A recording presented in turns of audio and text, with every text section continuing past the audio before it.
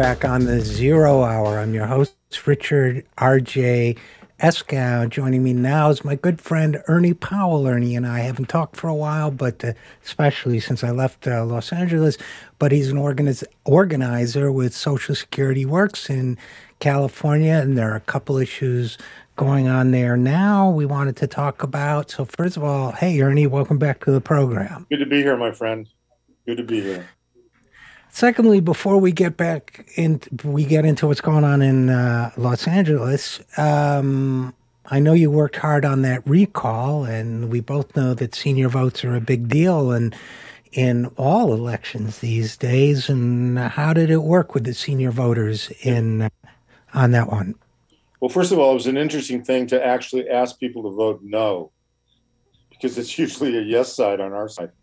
But the mandate was to vote no, to be unequivocal about it, to not even think about an alternative candidate to the incumbent, Governor Newsom. And the senior vote did very well in terms of rejecting this crazy right-wing assemblage of Trump supporters, et cetera, extremist types. So I'm proud of the outcomes with the senior vote, because they had the highest turnout. They were in the top 3 in terms of the no vote, okay? And they got excited about it. They volunteered in a lot of different ways, with phone banks, with walking door to door when it was safe, and making sure they wore their mask. So we had our own Facebook page, which is still standing. It was called Seniors Against the Recall. That was Social Security Works' page. We've now converted it to Social Security Works California, so people can use that for information, for tactical stuff we're doing. But it was a very good outcome, and I'm proud of the senior vote, and I'm proud that we were part of that in making that happen. Yeah, it's such important work. It's really.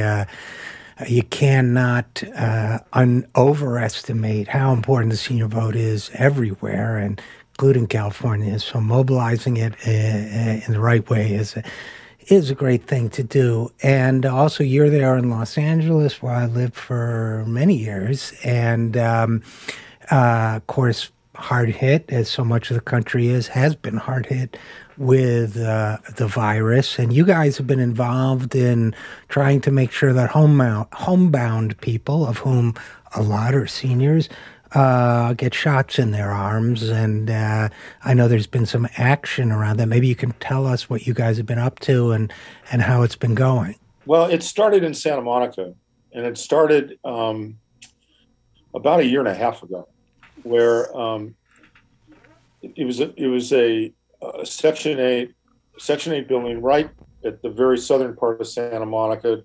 I mean, if you walk 10 feet farther, you're in Venice. And a friend of mine lives there, who I've known for over 40 years. His name is Sean Casey O'Brien. And Sean called me one day and said that one of the residents there went into the hospital and then died 4 days later of the virus. And they were requesting of the County Board of Supervisors, who is the big governmental entity in LA County, supervising the county health department, that a team go into the building, properly protected with masks and protective equipment, and test all the residents there. Because the earlier you find out about either with the symptoms or asymptomatically, hopefully people can self-isolate and protect themselves and protect others. So Sean and I got on the phone with one of the staffers from the Board of Supervisors, and we had 2 calls. We made the case that the team be sent into a testing team be sent into Barnard Way. And they said, no, just go ahead. They weren't unkind about it, but they said, no, just send your folks over to one of the outdoor testing locations. In that case, it was Santa Monica College. Well, our view of that was that, wait a minute, hold it. The governor has been The governor and everybody on television is saying, please stay home. Everybody else, and in the same message, they're saying that the over 65 population is very vulnerable to the virus. So why are you asking us to put everybody into a car, go over to, even if it's a few miles away, and put themselves at some level of risk? So we decided to organize. We decided to organize with tenants and with people that believed that they needed to have a different way to deliver, in those days, the test and now the vaccine. And it was to the homebound. And we made a very clear distinction that everything they could do to save lives in nursing homes needed to be done. We understood that tragedy. But we added the point, we don't want to see in apartment complexes in Los Angeles County the same tragedy happening in apartment complexes where people live. So we formed this group very quickly. There were 5 different groups, each of the groups being from each of the 5 supervisorial districts. And we made the case, and we made the case very strongly. And we didn't make it in a hostile way. We knew everybody was in this pandemic and that we collectively should come up with the best ideas. So we started campaigning, so to speak, to do in-home testing and vaccinations. And we formed a coalition. It was called the Coalition for Mobile In-Home Testing and Vaccine. So we worked at that for 6 months. We met with every single office. We talked to whomever we could talk, office with the Board of Supervisors, sometimes with the Board of Health. And finally, on March 23rd of this year, they passed a unanimous resolution. And the resolution essentially was to start a homebound program. It was one of the best moments for all of us that were advocating for this. Then we got to the implementation stage. And we started asking them, how many people have you tested? How many people have you how many homebound folks, again, not in nursing homes, but living in their homes, have you tested, or have you helped with the vaccine? And we couldn't get an answer. We got random answers from different departments. One answer was, we've done 2,000. Another answer was, we've done 10,000, 4,000. Understand that the very resolution that they voted on said that there were probably in the range of anywhere from 300,000 to 400,000 homebound people in Los Angeles County. Okay? We finally got, after a number of requests, and there were more requests than just how many. We also made requests about, what is your media plan? We made requests about what is your volunteer plan so people can help you? Okay, are you contacting every single elected official in LA County so they can use their newsletters to publicize this? We made a series of helpful suggestions to the County Board of Supervisors. We finally got what we believe to be a solid report. In the time since that resolution was passed, which was March 23rd, as I just indicated, they have put shots in the arms of 5,953. That's out of a possible grouping of homebound seniors of almost 400,000. So we are continuing to push. We are continuing to push to say, look, we're glad those almost right under 6,000 folks have had it, but we need to see a report every two weeks. We need to see this accelerated. We need to see a media plan. We need you to tell every single member of the congressional delegation, of the assembly delegation, and the state senate delegation about this program, and do it with enthusiasm, do it with hope, and do it in a way that attracts people to make a phone call. And we think it's moving in the right direction, but it's always 2 steps forward, 1 step back. So what can people do to help you? I mean, let's divide that into 2 groups. What can people who live in Los Angeles do to help you? And then what can people around the country do to help you?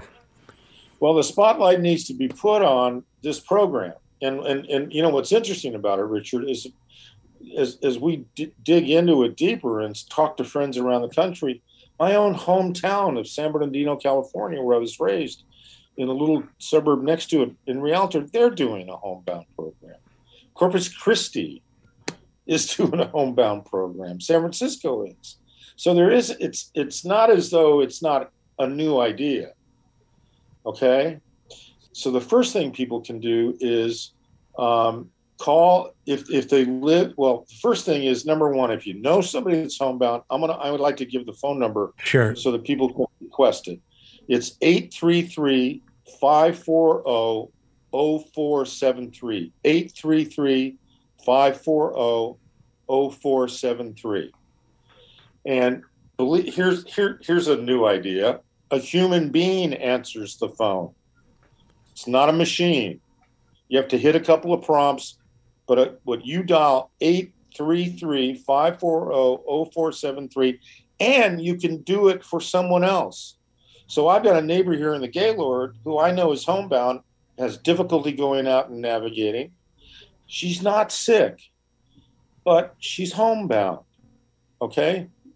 833-540-0473.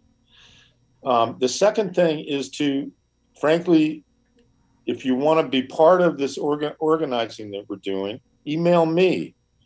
You can email me at epowell@socialsecurityworks.org. It's very simple. EPOWELL@socialsecurityworks.org. I'm also a live human being. I will answer that email, and I will put you into one of the 5 district groups that are working this with the County Board of Supervisors. This will save lives. Okay, we accelerate this.